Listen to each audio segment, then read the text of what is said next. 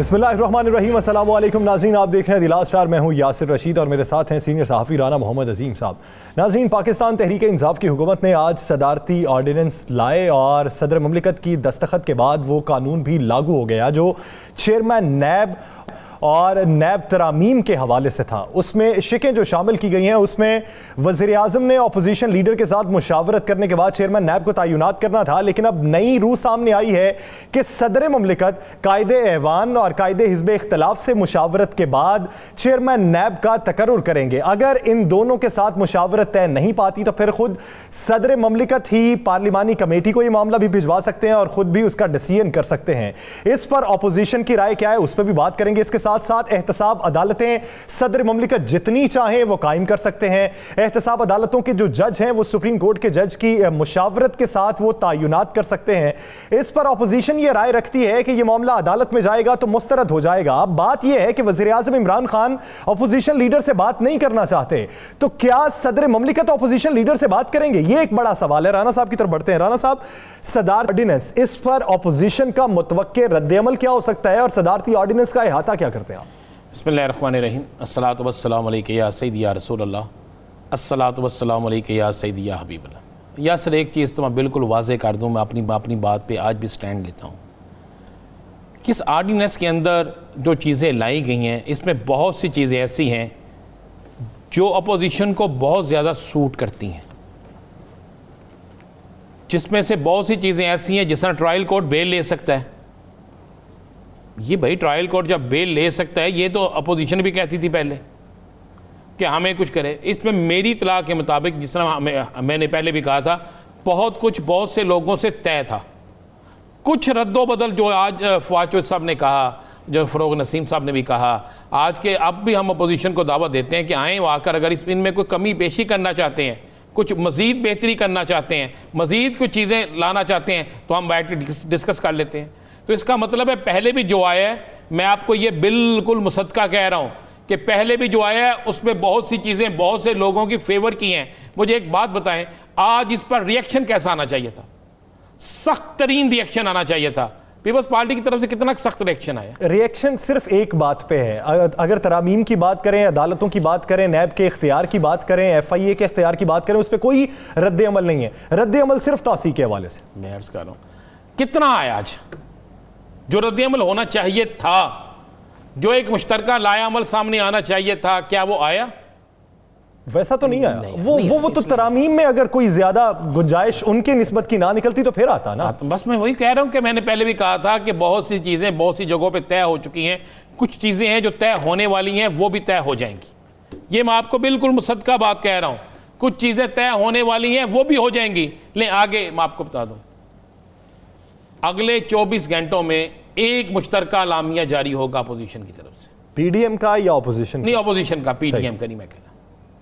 मुत्तहिदा opposition यानी 2 या 3 जो बड़ी जमातें हैं, मैं उसको मुत्तहिदा अपोजिशन कहता हूँ, जो पार्लियामेंट के अंदर है। इनका एक मुश्तरका अलामिया जो है 24 से 48 घंटों के अंदर आ जाएगा। मेरी इत्तला के मुताबिक आज राब्ते हुए हैं, आज वो राब्ते हुए हैं। उन राब्तों में बहुत से मामला तय हुए हैं, बहुत से मामला पे बात हुई है, बहुत से मामला पे कि आगे क्या करना है, ये सारा कुछ हुआ है। और मैं आपको ये भी बता दूँ, ये मामला शहबाज शरीफ से हुए हैं, ये मामला बिलावल शहबाज शरीफ से आपस में हुए हैं।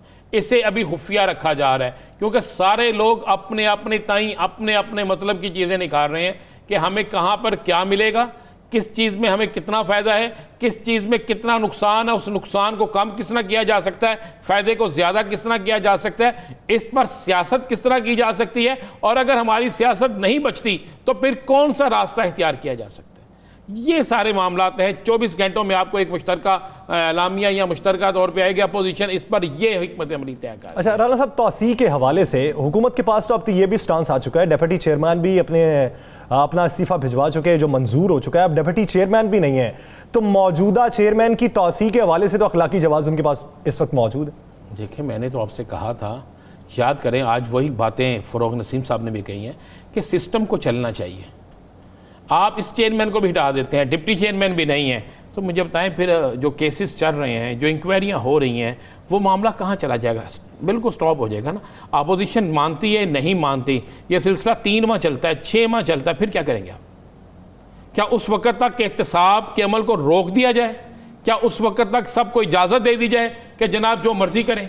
क्या उस वक्त तक बेचारे वो लोग जो गिरफ्तार हैं और वो समझते हैं हम बेगुनाह हैं और उनकी तफ्तीश मुकम्मल नहीं हो रही, तो एहतसाब के अमल के रुकने से सारा कुछ लटक जाएगा ना? तो ये चीज़ें तो बड़ी क्लियर है यासर। मैं आपको बता रहा हूँ कि अपोजिशन का 24 घंटों में मुश्तरका अलामिया आ जाएगा। राब्ते हो गए हैं, राब्ते मुकम्मल हो गए हैं। अगर आप कहें कि बड़ा सख्त कोई चीज़ आएगी, ऐसा नहीं होगा। अगर ये अदालत में जाते हैं तो एक बात ज़हन में रखिएगा, अदालत में इनके पास एक ही चीज़ हो सकती थी, वो थी अपोजिशन लीडर से मशावरत ना करना। अपोजिशन लीडर से तो मशावरत होने लगी है, और जो अपोजिशन लीडर से मशावरत होगी उस पर बड़ी चीज़ें सामने भी। एक और भी सुकम है, अब मौजूदा सूरत हाल तो चले हक में नहीं जाती उसके, अब तो वो टाइम पूरा हो चुका है, लेकिन आइंदा के लिए भी टाइम फ्रेम नहीं दिया गया कि कम से कम मुद्दत मुलाजमत पूरी होने से कम 3 माह पहले मुशावरत कर ली जाए, 4 माह पहले मुशावरत कर ली जाए। वो भी खाना खाली छोड़ा हुआ है, यानी मुशावरत जो है वो मुद्दत मुलाजमत खत्म होने के बाद भी जारी रह सकती है। भाई बात यह है कि अपोजिशन को दावत दी गई है ना कि अपोजिशन आए, अपोजिशन आके बात करे। अपोजिशन अगर समझती है कि इसमें ये चीज़ें नहीं होनी चाहिए तो उसमें हो सकता है। लेकिन मैं आपको फिर बता दूं, अभी फ़रूख हबीब साहब भी आपके साथ होंगे, मैं आपको बता दूं सारे मामला तय हैं, सब मामला तय है, और अपोजिशन जो है ना वो एक सिर्फ एक सियासत कर रही है। चले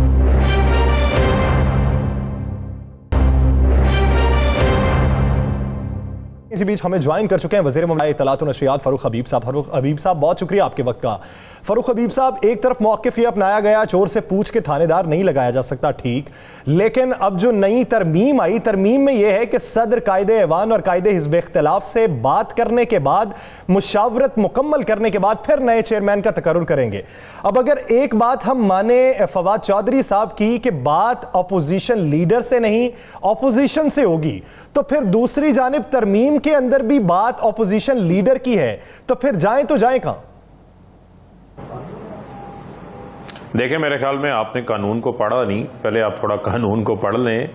ये तरीकाकार पहले भी यही सुन तो लेना, यही वो तरीकाकार है जो पहले भी नैब का जो कानून मौजूद है उसमें यही तरीकाकार है कि प्रेसिडेंट जो है वो कंसल्टेशन इनिशिएट करते हैं लीडर ऑफ द हाउस और लीडर ऑफ द अपोजिशन के साथ। इसमें जो नई शिक ऐड हुई है, in case of dead lock अगर किसी नतीजे पे वो कंसल्टेशन नहीं पहुंचती, तो जिस तरीके से इलेक्शन कमिश्नर का मामला है, जिस तरीके से केयर टेकर सेटअप का मामला आइन के अंदर लिखा हुआ है, आइन से ही डायरेक्शन लेते हुए हमने पार्लियामेंट्री कमेटी इसके अंदर ऐड कर दी है जो स्पीकर कायम करेंगे, जिसमें 6 अराकीन अपोजिशन के होंगे और 6 अराकीन जो है वो ट्रेजरी यानी कि हुकूमती बेंचेस से शामिल होंगे जो इसके ऊपर फैसला करेंगे। और जब तक ये मुशावरत मुकम्मल ना हो, क्योंकि नैब के काम को डिसफंक्शनल नहीं किया जा सकता, तो जो भी चेयरमैन होगा वो उस वक्त तक नए चेयरमैन की अपॉइंटमेंट तक काम को जारी रखेगा, कंटिन्यू रखेगा। जहाँ तक रही बात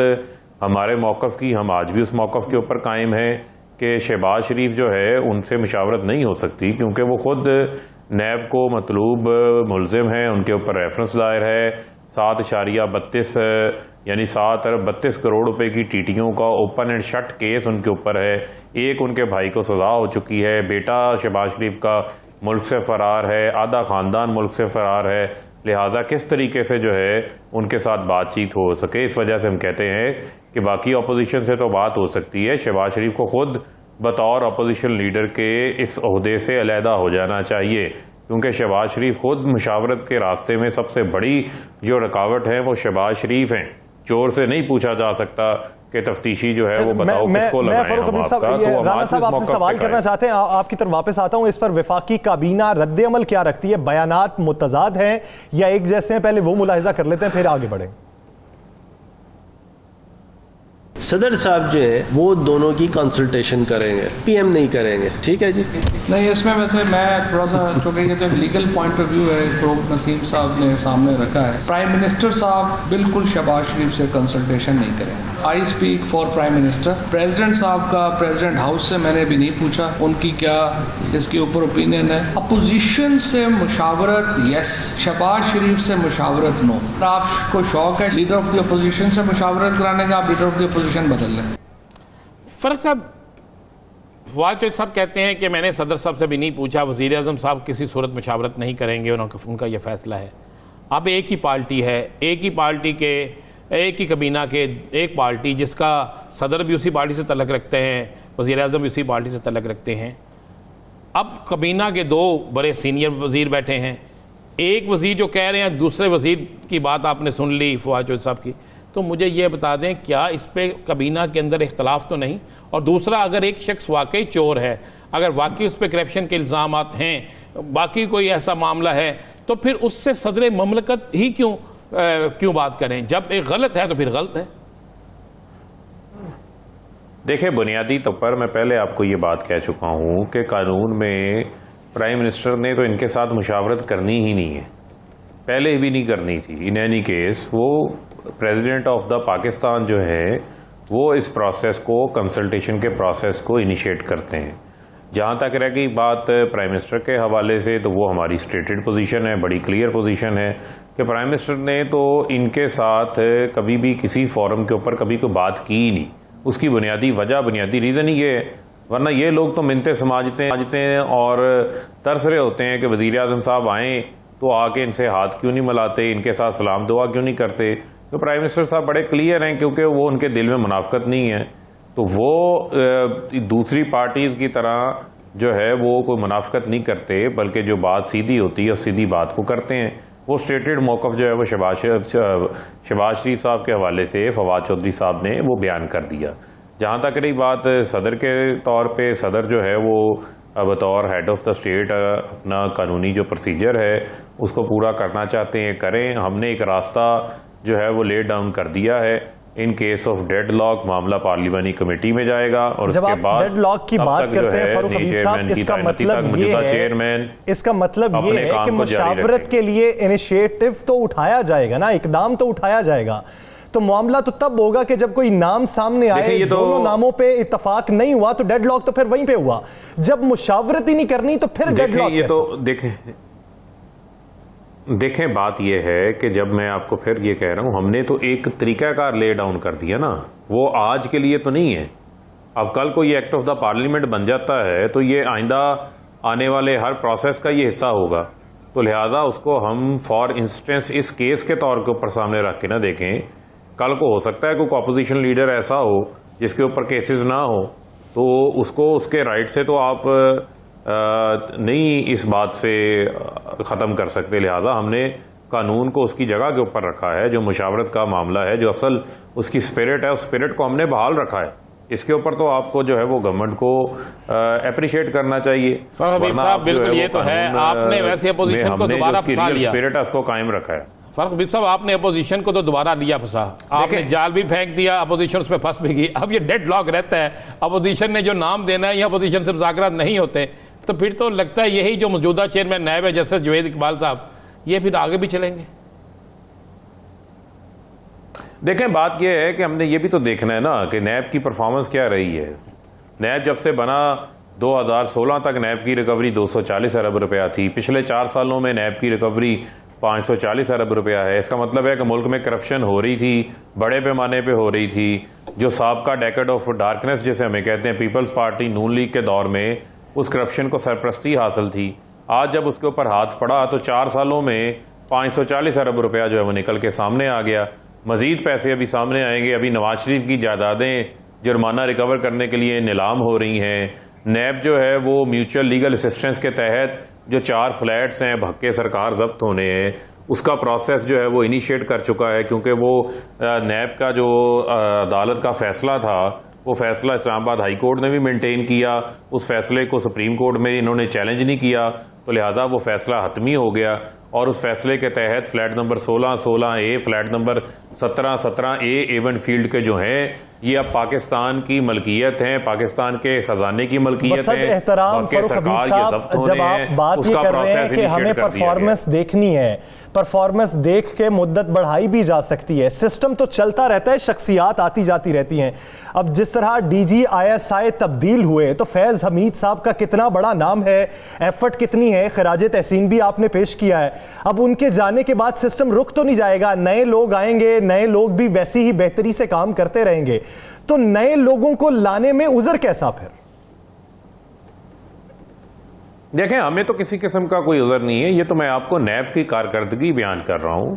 अभी तो मैंने आपको जैसे कहा कि उस प्रोसेस को सारे को फॉलो करेंगे, उसमें पूल ऑफ पीपल होंगे, उसमें वो लोग भी शामिल हैं जो कि 22वें ग्रेड के रिटायर्ड ब्यूरोक्रेट भी हो सकते हैं, रिटायर्ड लेफ्टिनेंट जनरल भी हो सकते हैं, ये कानून कहता है। इसके अलावा जो है वो रिटायर्ड सुप्रीम कोर्ट के जस्टिस भी हो सकते हैं। उनकी इंटेग्रिटी को देखना है, उनके काम को देखना है, उनकी परफॉर्मेंस को देखना है जब वो अपने इदारे में मौजूद थे। इन तमाम चीज़ों को देखते हुए पूल ऑफ पीपल होंगे, उसके अंदर से जो है वो फैसला हो जाएगा।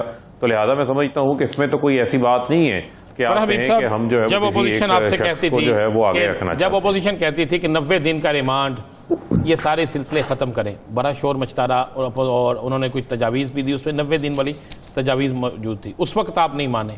अब ऑर्डिनेंस में ये मौजूद है, क्या ये अपोजिशन की मशावरत से हुआ, उनका कोई मुतालबा जो था वो आपने मान लिया, या आने वाले वक्तों में कुछ और सहूलत के लिए इस बात को माने? देखें, बात यह है कि आपने कवानीन में जो है वो हमेशा बेहतरी की गुंजाइश होती है। जो अच्छी चीज़ें होती हैं उनको इनकॉर्पोरेट करना चाहिए, जो ऐसी चीज़ें हों जो कि इदारे को कमज़ोर करने के हवाले से हों, जिस तरह फैटफ के मामले के अंदर 34 नुकात ये लेकर आ गए थे, आपको याद होगा, वो एक किस्म का NRO था। उसका मतलब ये था कि नैब के इदारे को बंद कर दें, नैब के इदारे को जो है वो ताले लगा दें। वो काम जो है वो हमने नहीं किया। अब हम समझते हैं कि जो टैक्स मैटर्स हैं, जो प्राइवेट बिजनेसमैन के मैटर हैं, उनको जो मुतलका इदारे हैं वो देखें, टैक्स मैटर FBR देखें, FIA का मामला FIA देखें, ताकि नैब जो है वो अपने असल काम के ऊपर फोकस कर सके।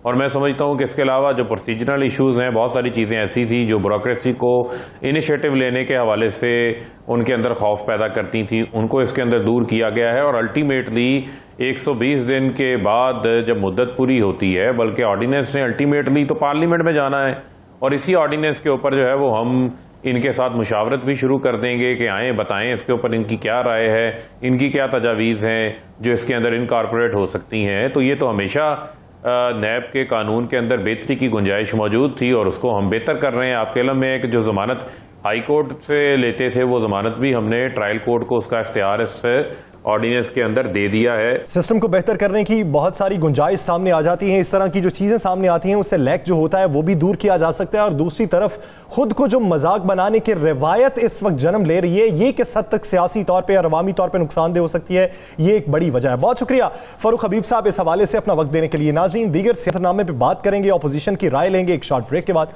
Stay with us.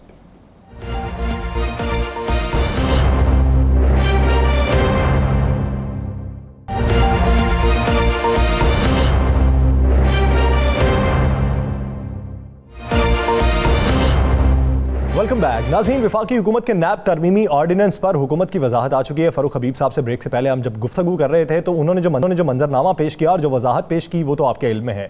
तो अपोजिशन इस पर क्या राय रखती है, नैब तरामीम के हवाले से, चेयरमैन तौसी के हवाले से और नए चेयरमैन नैब की तयनाती के हवाले से जो मैकेनिज्म अब तय किया गया है उस पर अपोजिशन किस हद तक मुत्तफिक है या मुखालिफ है? इसी बारे में बात करने के लिए हमें ज्वाइन किया है पाकिस्तान पीपल्स पार्टी के सीनियर रहनुमा कमर जमान कायरा साहब ने। कायरा साहब, बहुत शुक्रिया आपके वक्त का।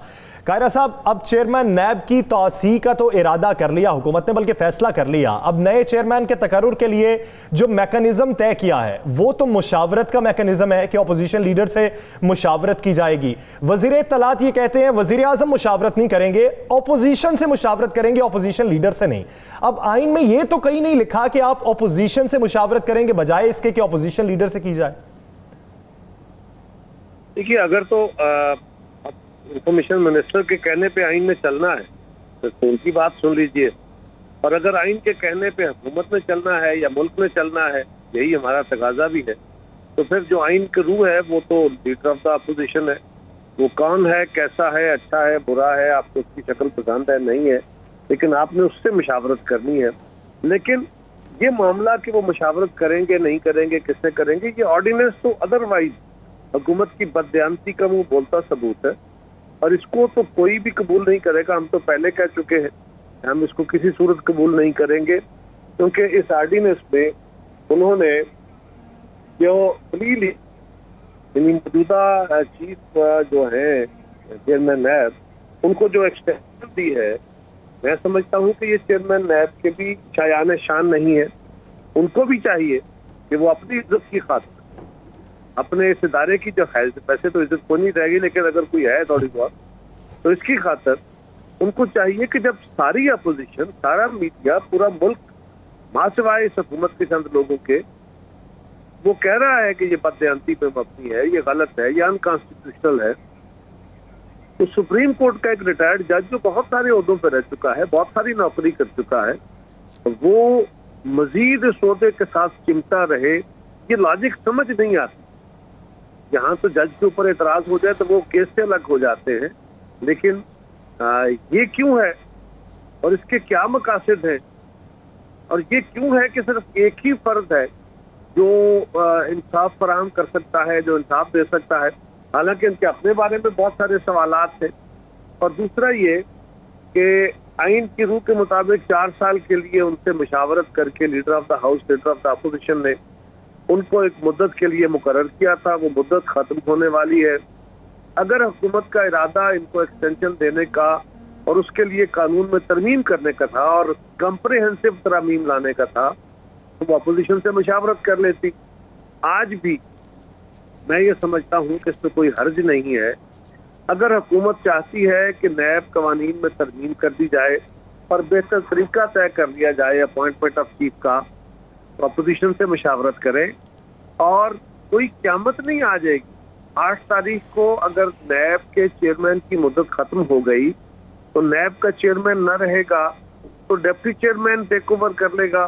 डिप्टी चेयरमैन न हुआ तो कोई सीनियर मोस्ट जो डायरेक्टर जनरल हैं वो कर लेंगे टेक ओवर, और एडमिनिस्ट्रेटिवली नैब अपनी जगह काम करेगी। कमरुज़्मान कायरा साहब, आपने बड़ी अच्छी तशरीह कर दी। अब ये बताइए कि आने वाले वक्त में आप अपोजिशन लीडर क्या फैसला करते हैं उसका इंतज़ार करेंगे, या पीपल्स पार्टी अपने ताईं अपना फैसला करके इस पर जो भी रिएक्ट करना है, अदालत पे जाना है, प्रोटेस्ट करना है, क्या करना है, क्या आप अभी इंतज़ार करेंगे अपोजिशन लीडर का कि वो जो करें हम उसके मुताबिक चलें?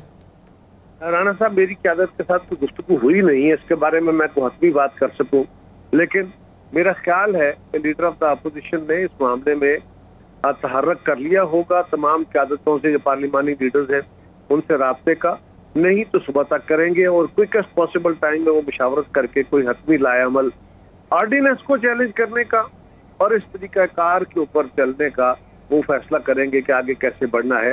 ये ऑर्डिनेंस बददियानती में मबनी है, इसमें यकीनन सारी शरारत है, इसमें यकीनन वो आइन से इन्हिराफ है जो इस हुकूमत का एक वतीरा है, लेकिन उसका तरीक़ाकार बहरहाल इज्तिमाई तौर पर मेरा ख्याल तय किया जाएगा। लेकिन मुस्लिम लीग इसको मुस्तरद कर चुकी, मेरी जमात इसको मुस्तरद कर। कायरा साहब, बज़ाहिर तो ये लगता है कि इस वक्त वफाकी हुकूमत ने अपोजिशन को फंसा लिया। वो शिक के अंदर जो बाकायदा ये लाइन शामिल की गई कि जब तक डेडलॉक बरकरार रहेगा या मुशावरत शामिल रहेगी उस वक्त तक मौजूदा जो चेयरमैन है वही अपनी जिम्मेदारियां निभाते रहेंगे। अब इससे तो 2 साल का अरसा भी लग सकता है मुशावरत में।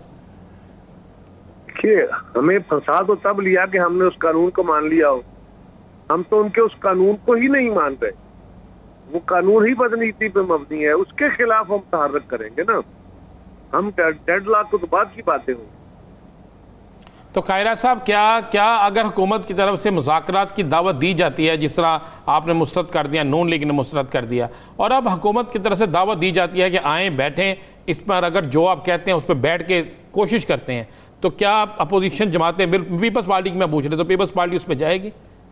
बिल्कुल जाएगी, पीपल्स पार्टी जाएगी इस शर्त पे कि ऑर्डिनेंस वापस ले ले और बैठ के मुशावरत करें अपोजिशन की जमातों से और नैब के कानून में तरमीम का लाएं, तो समझ कम्प्रीहेंसिव मुशावरत के साथ बिल्कुल पीपल्स पार्टी अपनी राय देगी। लेकिन कायरा साहब, क्या आपको ये लगता है कि जिस तरह की मलामत हो चुकी, जिस तरह की नारेबाजी या जिस तरह के इल्ज़ामात लगाए गए वफाकी हुकूमत की जानिब से, उसके बाद भी कोई एक नुक्ता ऐसा बचता है कि जिस पे अपोजिशन या हुकूमत बाहमी इत्तफाक राय से बैठ सकती?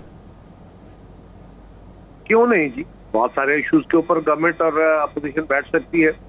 मसला पहले तो ये है कि एक आज तो मीडिया के दोस्तों से मेरी गुजारिश है कि आप अपनी जजमेंट इस पे जरूर दें कि कौन है जो दुरुस्त रास्ता इख्तियार नहीं कर रहा।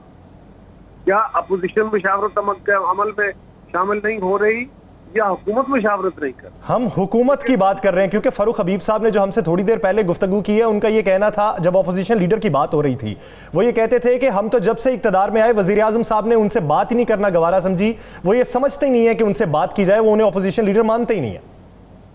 क्या वजीर आजम के समझने और ख्वाहिश के मुताबिक इस मुल्क में चलना है या आईने पाकिस्तान के मुताबिक चलना है?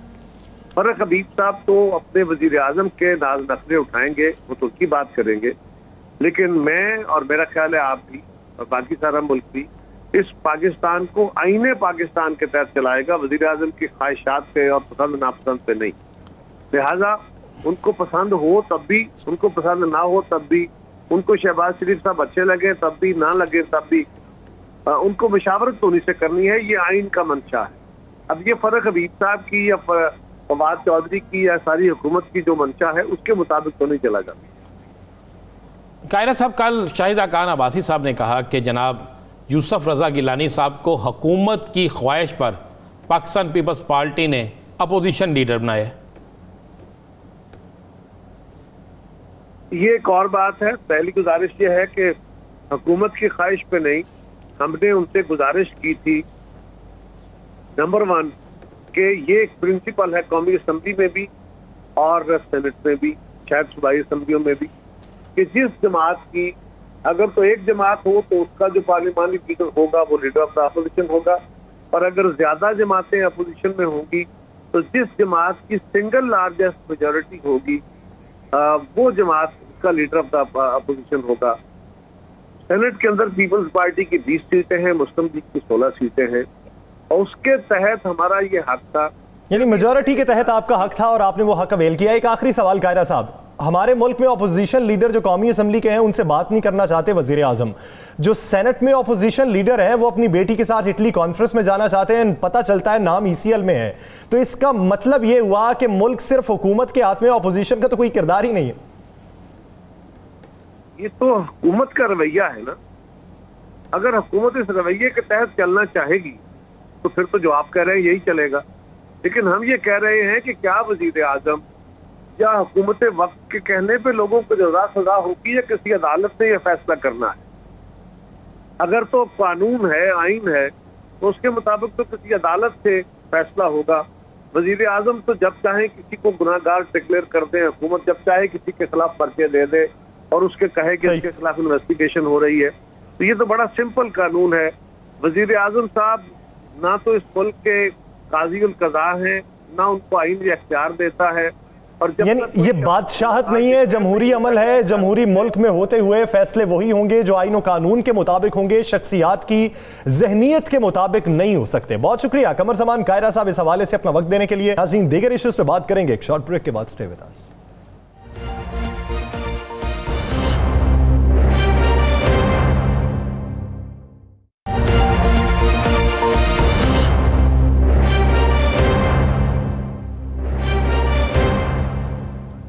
Welcome back. नाज़रीन, पंजाब के वज़ीर जेल खानाजात फ़याज़ुल हसन चौहान साहब, जो कल तक पाकिस्तान तहरीक इंसाफ और पंजाब हुकूमत के तर्जुमान थे, वो आज तर्जुमान नहीं रहे। उनकी जगह तर्जुमान मुआविन खुसूसी को लगा दिया गया जो इत्तलात के लिए थे। हसन खाबर साहब को जब तर्जुमान लगाया गया, सहाफ़ियों ने फ़याज़ुल हसन चौहान साहब से गुफ्तगू की तो माजी की तरह अब की बार भी वो बेखबर थे। वजह क्या है? फ़याज़ुल हसन चौहान साहब से नाराज़ी हो जाती है, उनको लूप में नहीं लिया जाता कि आपको हटाया जा रहा है, किसी नए को लाया जा रहा है।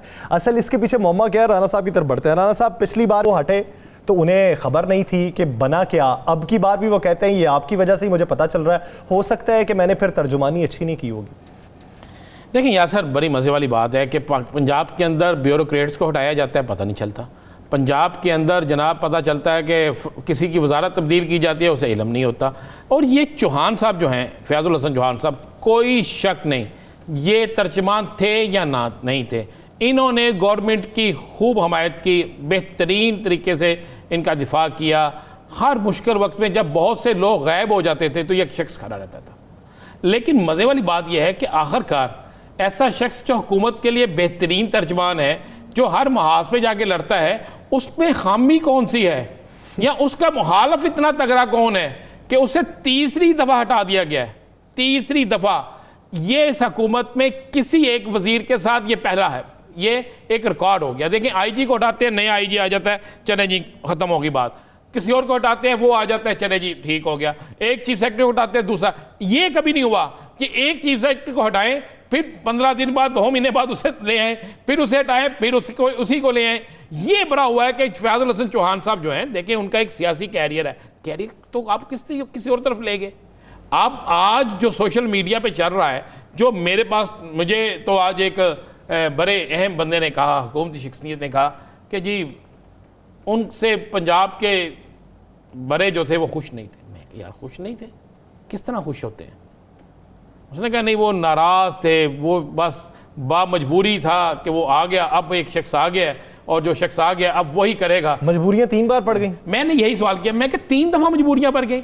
आपने एक दफ़ा हटाया, ओके, दूसरी दफ़ा हटाया, ओके, तीसरी दफ़ा हटाया, भाई क्यों? ये तो आपकी अपनी हुकूमत का मजाक बन रहा है। और चाहे आपने किसी को हटाना, उसको इत्माद में तो लें, आप उसको इत्माद में भी नहीं लेते। अगर वो गलत है तो उसके पास फिर भी एक वजारत है, अगर वो गलत नहीं है तो उसके साथ ये मजाक है। देखें पंजाब हुकूमत ने जहां बाकी रिकॉर्ड कायम किए ना यासर, ये भी एक नया रिकॉर्ड काम कर, यानी आप ये देखें, 5-6 आईजी तब्दील करने का रिकॉर्ड देखें, आईजी तब्दील करने का रिकॉर्ड, चीफ सेक्रेटरी तब्दील करने का रिकॉर्ड, ब्यूरोक्रेसी तब्दील करने का रिकॉर्ड। और पाकिस्तान की सियासत में मैं ये कह रहा हूँ, पाकिस्तान की सियासत में 2 बेहतरीन रिकॉर्ड बन गए हैं। एक फयाजुल हसन चौहान के साथ, उसे 3 दफ़ा वजारत इतलात जो है तर्जुमानी वो ली गई, यानी एक बार तर्जुमान बना के बाकी जो 32-36 तर्जुमान थे सबके सब खत्म कर दिए गए। और दूसरा वो फरदौस अशरगवान साहिबा हमारी बहन है, उनके साथ भी ऐसा ही हुआ ना। पहले वफाक से ख़त्म किया, पंजाब से ख़त्म किया, तो अब बेचारी वो पता नहीं किस लाइन में बेचारी, वो भी बहन हमारी हैं, लेकिन वो उन्होंने भी अपना हक अदा किया। लेकिन ये देखें ये कैसा रिकॉर्ड है। अब मेरे पास मुझे जो लोग कहते हैं, मुझे जिन लोगों से मेरी आज बात हुई कि ये क्या हुआ है, तो बड़े जुम्मेदार शख्स ने मुझे कहा, उसने कहा जी बड़े साहब इनसे नाराज़ रहते थे। मैंने कहा जी कौन से बड़े साहब? पंजाब के बड़े। उन्होंने कहा जी पंजाब के बड़े साहब इनसे बड़े शदीद नाराज़ रहते थे और वो मजबूरी के तहत इन्हें बर्दाश्त कर रहे थे। मैंने कहा भाई ऐसी कौन सी मजबूरी थी कि आप उन्हें बर्दाश्त कर रहे थे? आपने जिस दिन मैंने कहा जी हमें तो उसी दिन इल्म हो गया था कि जिस दिन आपने इतलात के लिए एक मामले खसूसी रख लिया था, अपना एक शख्स जो उसे बुला के रख लिया था, और उसके बाद उसकी बीट रिपोर्टर से मीटिंग में जिस तरीके से ब्यूरोक्रेसी ने उनका तारफ़ करवाए थे, उनके साथ जो सिलसिला चला था, तो हमें तो मुझे उस वक्त इल्म हो गया था। मैंने तो एक बड़ा सीनियर बीट रिपोर्टर उससे कहा, मैं कहा यार मुझे लगता है कि जो जिस तरह आप लोगों की ये मुलाकात और ये खाना खिलाया गया है, मुझे लग रहा है कि चौहान साहब को किसी और तरफ भेज रहे हैं। तो उस वक्त कोई मानने के लिए तैयार नहीं था। लेकिन आज इसके होने से जहां पर फयाजुल हसन चौहान की पोजीशन खराब हुई है, लेकिन वो हिम्मत वाला शख्स खड़ा है। सवाल ये है कि ये तर्जुमान हटने के बाद भी क्या वो टीवी में बात करने से बाज आ जाएंगे? नहीं आएंगे, प्रेस कॉन्फ्रेंस में भी बात करेंगे भाई, उसकी एक वैल्यू में चलती रहेगी। लेकिन असल चीज ये है कि क्या हुकूमत क्यों अपने तर्जुमान, मेरा एक सवाल है, इसका जवाब मुझे आज तक नहीं मिल रहा। चले आईजी ने कारकर्दगी ठीक नहीं दिखाई, तब्दील हो गए, चीफ सेक्रेटरी ने ना दिखाई, तब्दील हो गए, तर्जुमान ने तो आपकी कारकर्दगी बतानी है ना। उन्होंने तो जो आपने किया वो आगे लेके जाना ना। क्या आपकी किए हुए काम वो ठीक नहीं बता रहे? रिकॉर्ड पे रिकॉर्ड बन रहे हैं, देखते हैं और कितने रिकॉर्ड बनते हैं। आगे बढ़ते हैं और बलूचिस्तान की सूरत हाल के हवाले से बात कर लेते हैं। डेडलाइन जो दी गई थी वो भी ख़त्म हो चुकी है, डेडलॉक अभी तक बरकरार है। वो जो नाराज़ अरकान थे, सेक्रेटरीज थे, पार्लिमानी सेक्रेटरीज थे, मुशीरान थे, उन्होंने इस्तीफ़े ज़हूर बलीदी साहब को दे दिए हैं। अब वो कल गवर्नर साहब को जमा होंगे। तो सूरत हाल इस नहज तक पहुँच चुकी है कि हुकूमत गिरने के इस वक्त महाज पे पहुंच चुकी है, लेकिन हुकूमती तर्जुमान इस हद तक मुतमईन है कि होगा कुछ भी नहीं। देखिए एक बात मेरे ज़हन में रखिएगा, मेरी इत्तला के मुताबिक इस वक्त भी जब हम प्रोग्राम कर रहे हैं तो बैकडोर राब्ते जारी हैं। अब मसला इस जगह पे फंसा हुआ है कि बसंजो साहब कहते हैं कि मुझसे तो तय हुआ था। अच्छा, ये तय भी हुआ था कि 2.5 साल, ये 2.5 साल वाला फार्मूला पहले दिन से तय हो चुका था और कहा गया था कि आपको लाया जाएगा, तरीक़ेकार अडॉप्ट किया गया था, ये सारा कुछ होगा। अब हुआ क्या कि 2.5 साल की बजाय 3 साल हो गए, उनको नहीं लाया गया।